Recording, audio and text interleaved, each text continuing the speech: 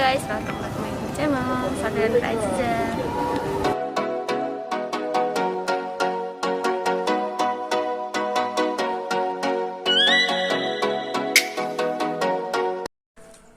Halo, assalamualaikum warahmatullahi wabarakatuh. Kembali lagi sama aku belajar bareng Vira. Kali ini aku mau memberikan seputar informasi tentang audit, tentang perusahaan, bagaimana transaksi dan apa yang kalian lakukan. Maka dari itu simak terus video aku.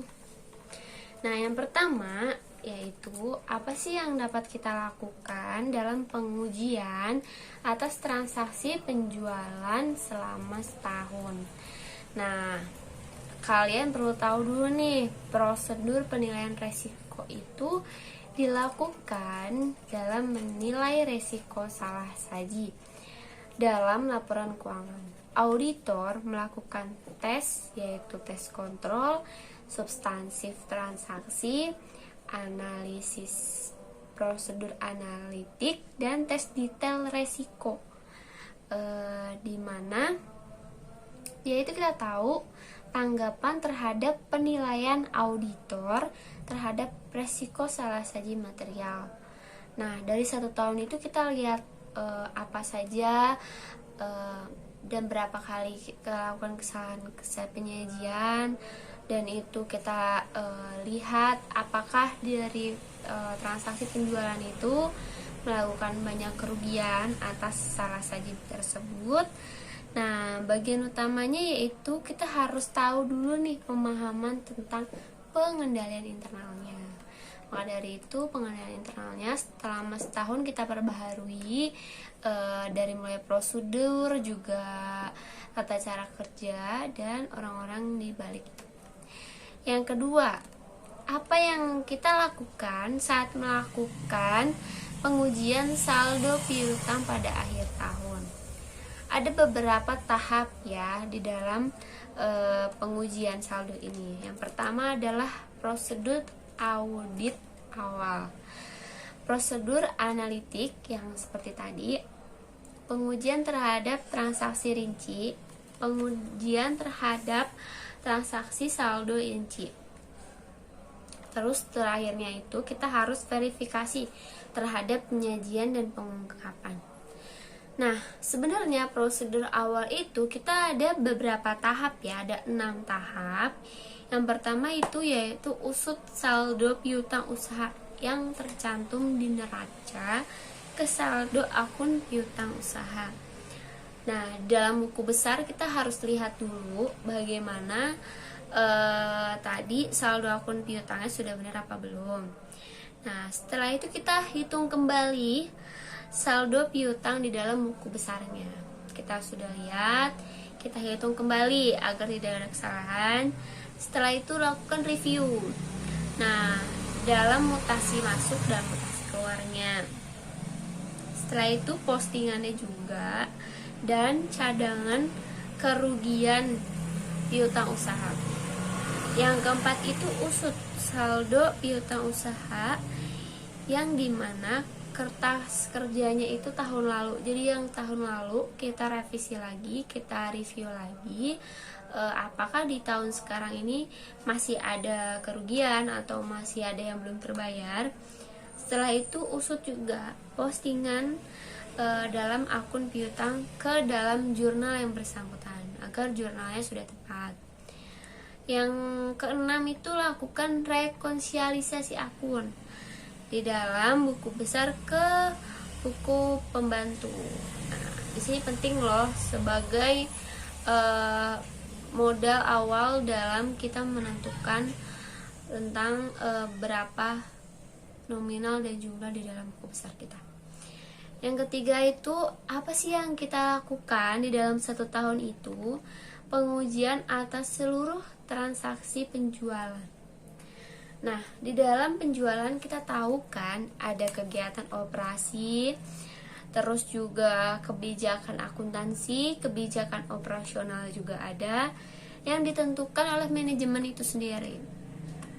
Nah, di dalam penjualan pasti namanya kita ada manajemen audit. kita tahu bahwa di dalam pendekatan audit itu biasanya kita melakukan kegiatan efisiensi, efektivitas, dan ekonomis, di mana audit itu dilakukan berdasarkan fungsi yang benar dan pemasaran yang benar. Udah gitu, kita lihat dulu dari produksinya, pergudangan, distribusinya juga harus kita pantau. Terus juga pemasaran dalam memasarkan. Juga di sini bagaimana general atau finansial auditnya itu ditekankan atau dievaluasi kembali terhadap kegiatan operasional perusahaan. Itu penting sekali ya, perlu dicatat. Oke, kita lanjut yang keempat. Sebenarnya sih apa yang kita lakukan dalam setahun juga tentang pengujian atas estimasi akuntansi. Nah, estimasi yang dapat kita hitung tuh banyak sekali ya.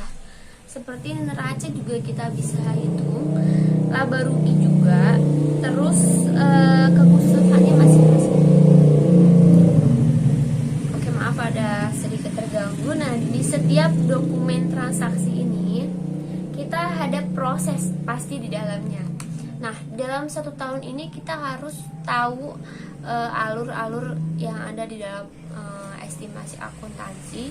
Yang perlu diperhatikan adalah laporan laba rugi. Semakin tahun kita usahakan bahwa setiap laporan laba rugi itu tidak mengalami kerugian yang besar, karena itu dapat berefek kepada nama perusahaan atau kualitas perusahaan, apalagi itu bersangkutan kepada Dirjen Pajak. Nah, biasanya sebuah perusahaan itu dalam mengestimasi melakukan yang namanya pencatatan tahunan. Nah, di mana laba rugi ini harus ada peningkatan berapa persen, disebut target perusahaan. Nah, apakah sebuah target yang perusahaan capai sudah terlaksana di dalam laporan laba rugi atau belum? Setelah itu yang kelima, bagaimana pengujian atas pihak berelasi. Nah, di sini pengolahan data dan hasil penelitian itu membagi 3 jenis pengungkapan, yaitu tingkat pengungkapan yang bersifat wajib, tingkat pengungkapan yang bersifat sukarela, dan tingkat pengungkapan yang bersifat gabungan.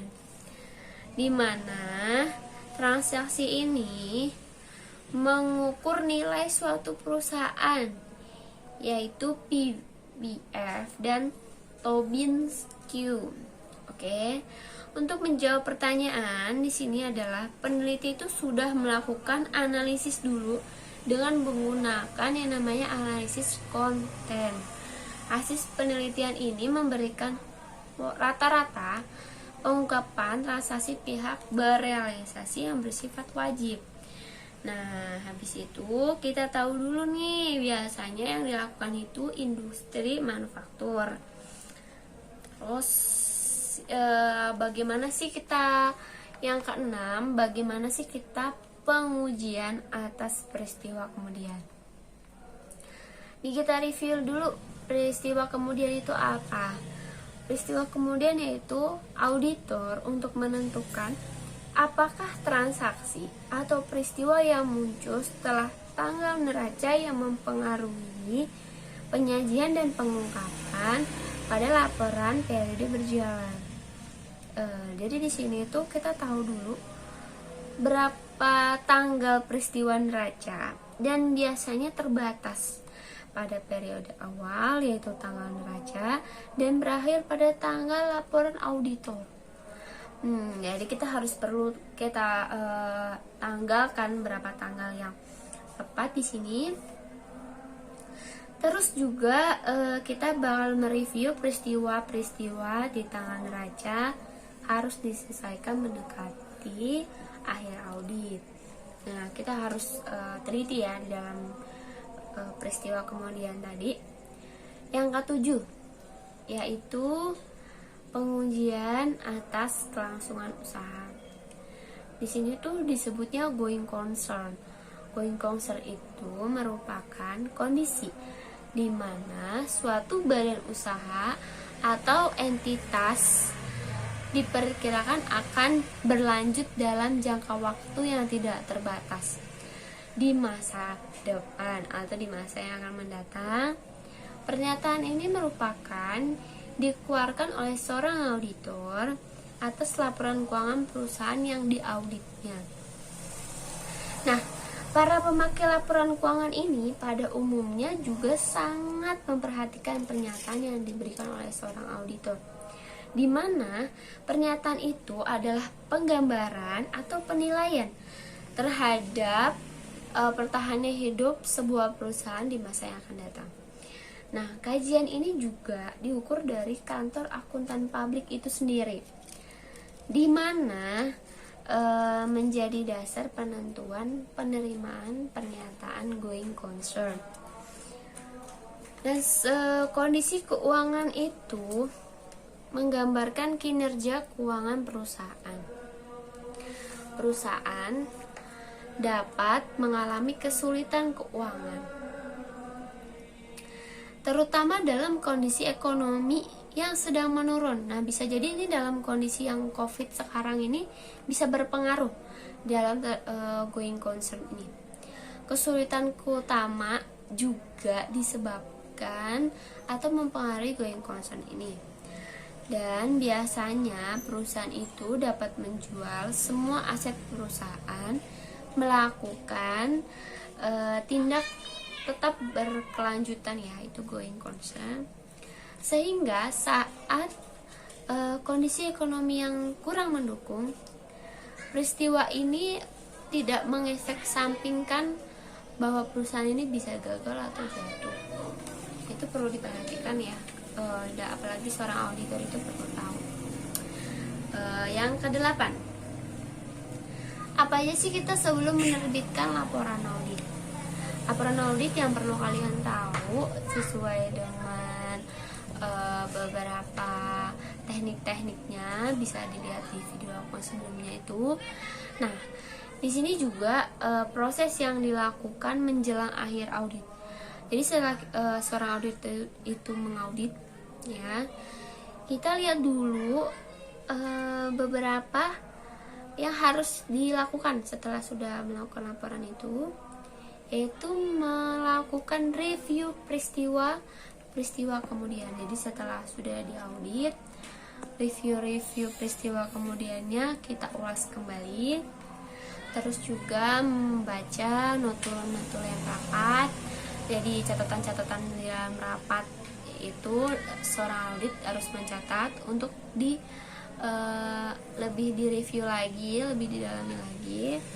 Terus juga mendapatkan bukti tentang hukum, klaim, dan keputusan pengadilan. Kita perlu juga untuk tahu apakah ini keputusannya menyangkut kepada hukum atau tidak. Terus juga mendapatkan surat pernyataan dari klien. Ini penting banget ketika kalian memberikan opini sudah sebagai auditor. Perlu banget namanya surat pernyataan dari klien. Jadi ketika nanti ada masalah, ada kerugian, atau ada suatu hal yang tidak diinginkan, itu bisa menjadi bukti kalian bahwa auditnya itu sudah diterima. Terus juga melakukan prosedur analisis. Nah, kalian mengikuti prosedur yang benar setelah sudah melakukan laporan audit. Nah, segitu dulu ya informasi dari saya.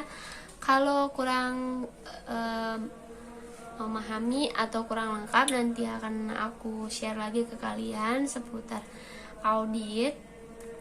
Nah, kalau kalian ada yang ingin ditanyakan atau ada yang ingin request, bisa di kolom komentar. Semoga bermanfaat video aku. Cukup sekian dan terima kasih. Assalamualaikum warahmatullahi wabarakatuh. Bye bye.